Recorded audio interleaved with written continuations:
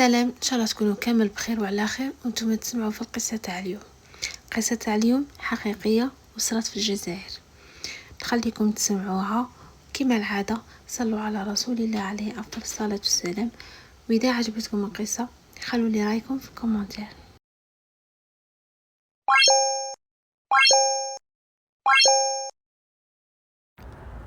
اليوم راح نحكي لكم على دار ما حب حتى واحد يسكن فيها.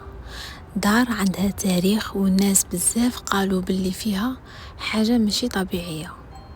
القصة صارت في قرية صغيرة قريبة من بجاية، والناس اللي ساكنين تما غادي يعرفوها، يسموها دار بن عزوز.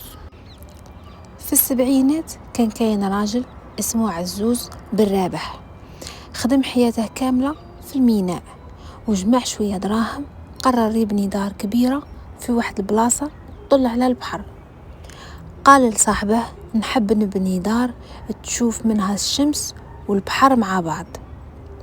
رد عليه صاحبه وقال له يا عزوز، البلاصة هذيك كانت مقبرة قديمة، ما تبنيش فوق الموتى. ضحك عزوز وقال له الموتى راقدين وانا حي نخدم ونبني. الدار تبنات في عامين، دار كبيرة وفخمة وشابة كيما كان باغيها، تطل على البحر والشمس. بصح من أول ليلة سكنوها الريح ما حبستش، وصوت الريح في الممرات كل راهي تتكلم. وخديجة مرته كانت أول وحدة تحس بحاجة ماشي نورمال، كانت تحس بالبرد حتى في فصل الصيف. كانت تقول له الدار هذه باردة بزاف يا عزوز. يقول لها باينة خاطرش كبيرة بزاف. بعد عام من الزواج رزقهم ربي بنت وسماوها أمينة. أمينة كانت هي الطفلة المدللة، وبدات تكبر وبدات تفهم وبدات تحكي لهم على صاحبتهم الجديدة. سقساتها خديجة يماها وين تعرفتي بها يا بنتي؟ قالت لها جات من الباب اللي تحت، تقول لي نلعبوا كي يروح بابا يخدم. في البداية يماها خديجة قالت راهي تتخيل كيما كامل الدراري، بصح مع الوقت الطفلة أمينة ولات ترسم وجوه غريبة في دفترها، وجوه ما عندهاش عيون وما عندهاش ملامح. في ليلة من الليالي عزوز اللي هو الأب سمع صوت حاجة تتحرك تحت، هبط للقبو باش يشوف. قال بالك فار ندير له السم باش يموت. كي هبط الباب كان محلول والضوء كان طافي. كي شعل الضوء شاف علامة غريبة مرسومة على الحيط باللون الأسود. راح وقالها لمرته خديجة. كي هودت غدوة من داك وشافت هذيك الرسمة تخلعت، وشافت كتبة كل ما تتقرب منها تتبدل، مرة مكتوب الرجعوا ومرة أنا ما متش.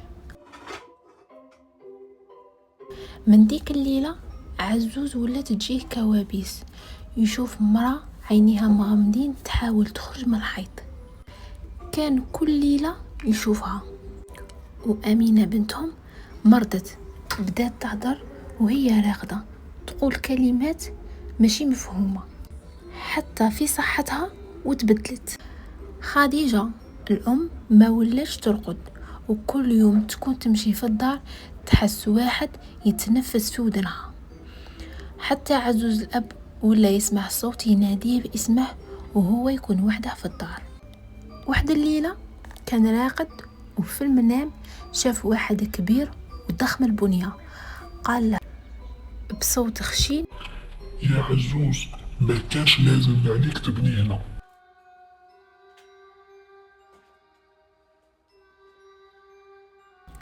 في واحد النهار قرر يجيب راقي ولا إمام، جابه وهوده معاه للقبو باش يقرأ رقية تما. الراقي ما قراش حتى صفحة، حتى بدا الدم يسيله من نيفه، وقال له ما نقدرش، هذه ماشي روح، هذه لعنة. ومن بعد 3 أيام فقط لقاو عزوز ميت راقد في القبو، وعينيه محلولين ويشوف في السقف. الطبيب قال لهم سكتة قلبية، بس خديجة كان عندها رأي آخر. كانت تقول بصوت مرتجف: ما ماتش وحده، هي كانت معاه، هي سبابه. بعد موت عزوز خديجة قعدت في الدار وحدها مع بنتها. قاع الناس نصحوها تخرج، قالت لهم ما نخليهاش، الدار هادي دار راجلي. فاتوا أسابيع، الجيران شافوا النار شاعلة في القبو تاع الدار. كي دخلوا ما كان حتى واحد. وبعد أيام اختفت خديجة وبنتها أمينة، ما لقاو عليهم حتى أثر. الشرطة لقات غير هذاك الدفتر فيه رسومات غريبة تاع أمينة، بصح ما كانش دليل. ما كانوش متأكدين، كانوا يقولوا بالك صحاب الجبل طلعوهم. مرت أسابيع وشهور وسنين، والدار بقات مهجورة. بصح في 2003 بعد كل السنوات اللي فاتت وبعد كاع اللي سمعنا على دار بن عزوز، كاين حقيقة واحدة ما يقدروش ينكروها الجيران. كل واحد يحاول يسكن فيها، ما يكملش الشهر ويخرج. والناس اللي دخلوها بدافع الفضول ولاو يحكون نفس التفاصيل: ريحة الرطوبة، أصوات غريبة كي يطيح الليل، والبرد غير عادي، حتى في الصيف الدار تكون باردة. الشرطة سجلت الدار رسميا كملك مهجور غير صالح للسكن، لأنهم لقاوها قدامت بزاف، والحيطان من وقت الاستعمار، وحاجات عمرها ما تفسرت لليوم. والملف تاع اختفاء خديجة وبنتها ما تغلقش، مكتوب فيه غير آخر مشاهدة داخل المنزل، لا أثار للخروج. لليوم مازال الدار واقفة فوق جبل نصفها مهدوم، وشباب المنطقة يقولوا ما كاين والو غير دار قديمة. لكن اللي نعرفه مليح أنه بعض البيوت تحتفظ بالناس اللي عاشوا فيها، وتحتفظ حتى بالأسرار تاعهم.